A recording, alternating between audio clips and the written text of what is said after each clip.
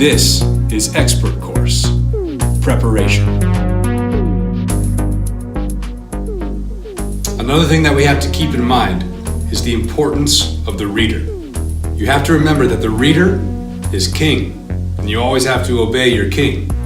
What I mean by that is, you need to give your reader everything necessary for your reader to want to engage with your writing and to want to listen to what you have to say. Remember, this is an opportunity to engage with someone else about the topic at hand. You have to think of your reader not as your teacher, but someone who wants to listen to what you have to say. And if you have the attitude of, wow, someone wants to listen to what I have to say, well, I better make it as good as I possibly can, right? Right. So remember, always give your reader everything that they need to know so that what you have to say matters.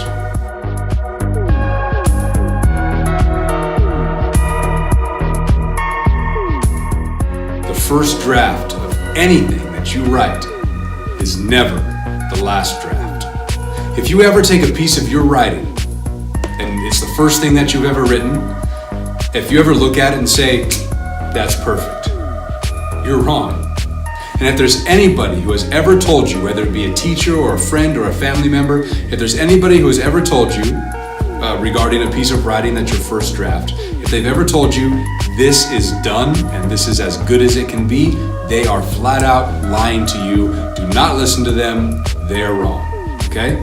Take it from a guy who has written his first novel, finished it in 2017, and started it in 2007.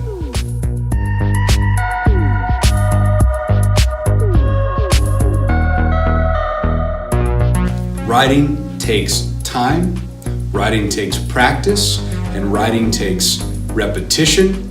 You've got to constantly be in the mindset of this can be better, this can be better, this can be better.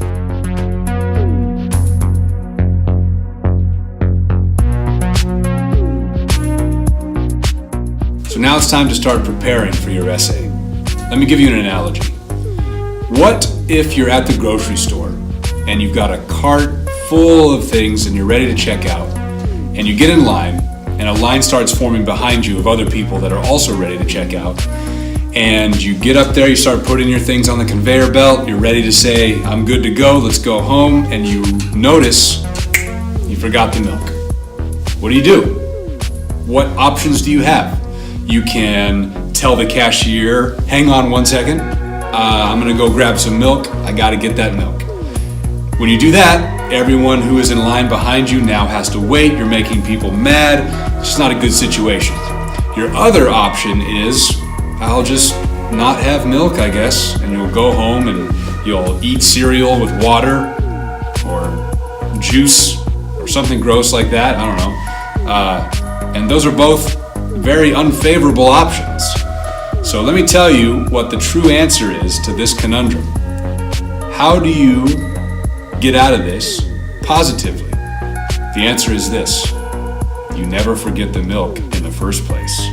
Because you do what? You make a grocery list before you even go to the store.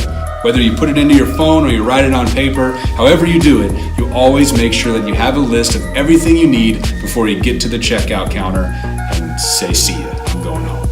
Right? It's the same thing. It's the same approach with writing. You've got to be prepared. You've got to outline. You've got to have everything that you absolutely need known already before you get into writing itself. So, what I have made is something called D.R.E.A.D. The reason why I call it D.R.E.A.D is if you do this outline, you will no longer dread writing an essay. D.R.E.A.D is an acronym. Let's go ahead and jump into what the outline looks like so I can show you.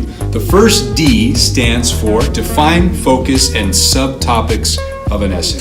So the first thing you got to do is dive into the prompt, the essay prompt itself that you're given by the teacher. In this case, my prompt says, murder is an unfortunate fact of life.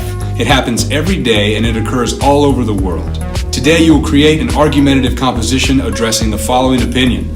Not everyone is capable of committing murder. Argue your side by including evidence to support your position. be sure to address any counter-arguments that may arise. Okay, so that's our prompt. Let's try to find out what the main topic is. It looks like the main topic is murder and a person's capability to commit murder. So we're going to go ahead and put that down in our first acronym here, which is define, focus, and subtopics of the essay. Also, we know that we have to write an argumentative piece. That's what this whole expert course is about in the first place, right? Okay, so we have our first topic defined. Let's take a look at the next part of the D.R.E.A.D grocery list. So the R stands for resource checklist, and this is basically everything that you can use to complete your essay. The prompt doesn't really give you much as far as what you can use, so it's kind of a free-for-all. So let's put down a couple ideas here. It looks like we can probably use some articles regarding human behavior or psychology. Articles written by criminal psychologists might be good. Might be beneficial to check out some interviews with criminology professors. I think that would be great. Always keep in mind that if the prompt is more literature directed, that piece of literature is definitely going to be your main resource. All right. So if you're doing something like writing about rhetoric in Julius Caesar or mental illness in Medea, those pieces of literature are going to be your first and foremost to go to when looking for evidence. All right, let's go on to E in the D.R.E.A.D grocery list. The E stands for examples to assist memory. So this is all about murder and whether or not people have the capability to commit murder. So some examples I put down here are the television show Breaking Bad, Andrea Yates and Dennis Rader, who are both real people that show an example of how seemingly regular people can in fact do something as horrendous as commit murder. And then the character of Walter White is also a good example. So put down some examples here that you might actually bring up in your essay, and you can flesh these out later when you start writing.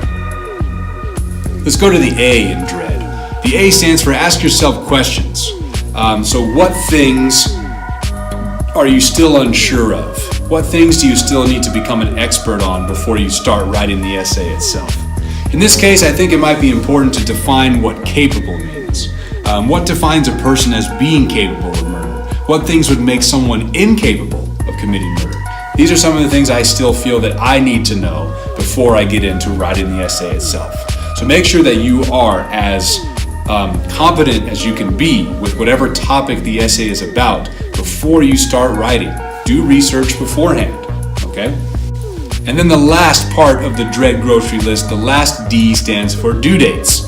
You always need to know. Ask your teachers over and over again if you forget, what is the due date? Get that due date down, because you don't want to be the one that procrastinates and starts writing your contribution the night before it's due. Otherwise, it's just going to be a complete failure. So make sure you plan ahead. Now it's time to start writing your essay. You've prepared, you've altered your attitude toward writing in general, and now you're ready to jump in and start your introduction.